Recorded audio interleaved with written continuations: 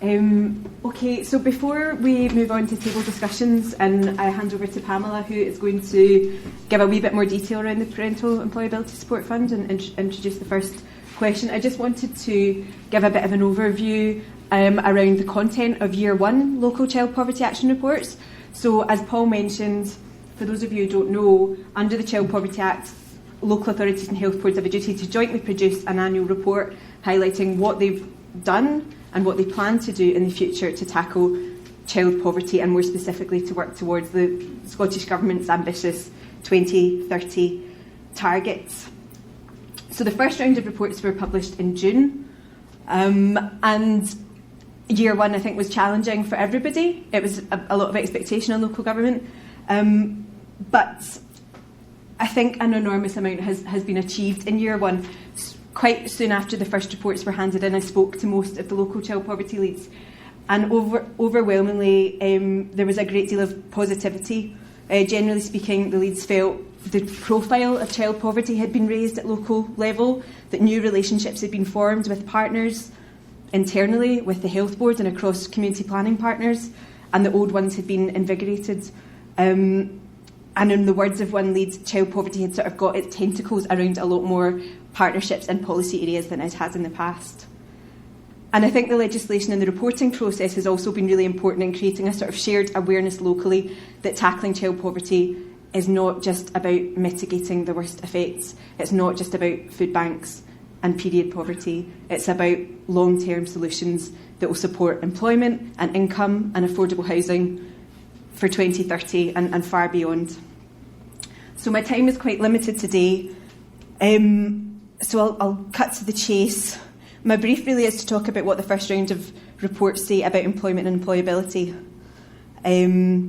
so we can try and identify some good practice and potentially identify gaps and where the reports might be developed further in future years. So what did the reports say? They all referenced employment, which is good. It's one of the three key drivers. And most considered employment rates and the availability of support in their assessment of local need in relation to child poverty. So they drew on statistics about the number of workless households with children, for instance, local employment rates.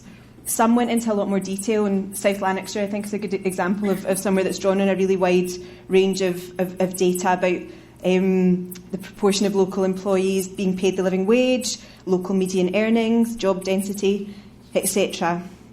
And that's really important, I think, in understanding the scale of the problem locally. But I wonder if there's more that we can learn from each other and through the reports about the causes of the problem, not just its scale and location. Because what was less apparent through the reports was that kind of analysis of the obstacles to employment and to progression for parents. And I think that's a challenge for us at national level, to draw on the kind of understanding that the Joseph Rowntree Foundation has to get that out locally, but also I think locally to engage directly with parents to find out what are the real life things that are creating barriers and obstacles for parents. Is it that the jobs just aren't there in your area? Is it because there aren't enough nurseries or childminders to make it feasible for parents to work? Is the infrastructure weak, meaning that actually it's impossible to drop your child off at nursery and then another at school and then get to work? So to look at these real life obstacles and if we can't solve these problems, at least take them into account when we're designing the solutions. And there were really good examples in the reports as well of creative approaches to engaging parents. So there's several areas, for instance, have standing poverty commissions, North Ayrshire, for example. I'm interested particularly in Aberdeenshire, that has set up a remote online means of engaging parents and families to involve them in the co-production of services and get their feedback on an ongoing basis. So that's worth keeping an eye on, I think. Okay. Yeah, and the other thing that struck me in thinking about need locally, so we have the statistics, we want to involve parents, But all the people in this room, half of whom are employability leads, are working with families and parents on a daily basis to understand what their needs are. They're doing needs assessments all the time. So can we get that understanding and knowledge and making sure that's being funneled into the local child poverty action reports so that it can form the wider response to unemployment or underemployment. Okay, so the next thing in relation to the reports was current activity. So under the Child Poverty Act, the reports should describe ongoing activity as well as planned activity. And you've all had the briefing, so there's a huge amount of really interesting practice going on, and I don't want to go over that. You've all got in writing, and I know that Pamela has organised for some of the local areas to give an oversight of what's going on in their area this afternoon. So I'm going to be a bit more negative than focusing on examples of good practice. This is sort of a bit of a mashup, really, of what was in the local child poverty action reports around employability. So I'd say maybe about a third of reports was at this kind of level of detail. So when asked what the current action was, we deliver a comprehensive range of employability services which are available to all our residents, including parents. We adhere to the 5-stage employability pipeline. It lists the partners, it says that all priority groups can access this service, and the measure of impact is the number of clients supported. So, this employability service, this might engage 10,000 people every year, and it might get them all into work, and they might all progress and, move out of poverty. That's great. But we don't know if all these people are 26-year-old men, for instance, and if parents keep hitting the same brick wall. Now, I don't think for a minute they do, and I have no doubt that there is a really high-quality employability support being provided to parents across Scotland, but that's not necessarily coming through in the reports, and the reports aren't everything. I absolutely understand that. You're all reporting in many, many different ways. But I think if we're not drawing that information out, if we don't know how many of these people are parents, how many of them are in the priority groups, and that is information that some reports do have. So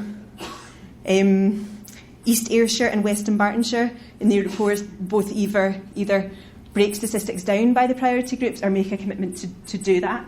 So it is possible. If we're not doing that, then we're maybe missing a trick. And as I say, it's not all about statistics at all. But I think what was missing from some of the reports was either quantitative or qualitative information about how parents were being supported. So that might be just a narrative around how you're making sure the service is accessible to parents. So Renfrewshire, for instance, goes into detail about how the employability service participates in toddlers groups, primary 1 inductions and parents' evenings. It also sets up coffee mornings for parents to make sure it's reaching parents. We're going to hear as well this afternoon from Maximise, which place in Edinburgh, which places advisors and links into employability services in schools. So I suppose it's just making sure we're drawing out that part of the narrative, both in terms of engaging parents and making sure opportunities are suitable. And again, there are great examples. Dumfries and Galloway, for instance, has a lone parent in work poverty programme that's described in its report as well. So my point is there's a lot happening across the country we can learn from, but there's also a lot happening across the country that we can't learn from through these reports because it isn't there in detail. And if we can't learn from it, we can't share good practice easily, and we can't use that to influence wider partners, whether that's the design of childcare locally or Scottish Government policy. So really, the reports, I think, are really important in that respect. And so just to go on a wee bit beyond employability strictly for a moment,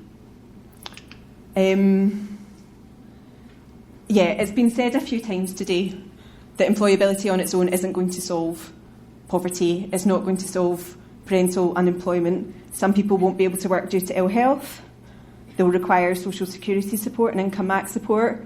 Some won't be able to find suitable childcare or an affordable home that makes work possible, etc. So the local child poverty action reports, and indeed today's discussion, are an opportunity to consider how we can use our collective influence and your collective expertise to make the argument for the wider changes that need to happen and to engage the partners that need to be around the table. What's happening out with the employability services to promote sustained high-quality employment for parents?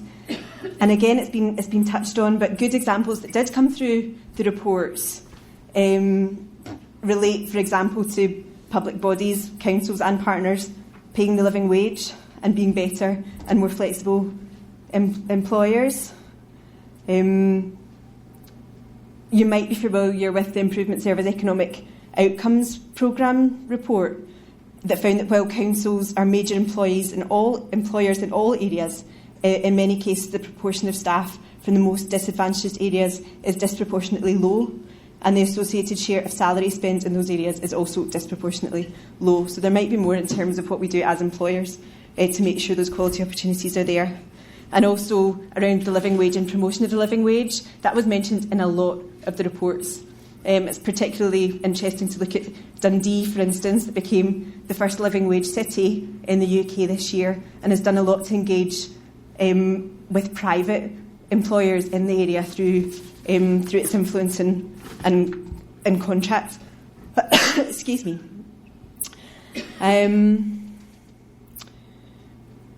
So the last one I'm going to touch on is childcare, because childcare is something else that was mentioned in almost all the reports, but a lot of the time it was a commitment to deliver 1140 in the coming year, which is really vital.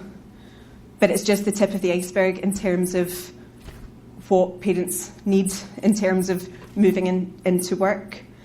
So one of the examples that was in the reports was One Parent Family Scotland's flexible childcare service, which has sort of been designed with low-income parents in mind. So it offers home-based care, daycare, out-of-school care and creche. They can pick up and drop off children to your home. It can be booked by the hour instead of by the day. You only need a week's notice of a change in your requirements. There's no deposit. Fees are on a sliding scale. And this, I suppose, is like the golden standard of what childcare might be. And people have referred to it as childcare designed for the gig economy. But to me, it's a reflection of what childcare might look like if it was designed by low-income parents. And I think it's these kind of examples are useful, I think, in terms of thinking what parents need in reality to work in the modern economy. So that's just to give you a taste of some of the things that were in the reports. A lot of this is with the control of the people in this room, but I think we can use our collective influence to shape a whole system, joined-up approach to poverty and in-work poverty in particular. And if we do that, we'll make all our jobs a lot easier. I'm now going to pass over to Pamela, who's going to talk about the great opportunity we have to drive forward some of this work through the £22 million that's being provided by way of the Parental Employability Support Fund.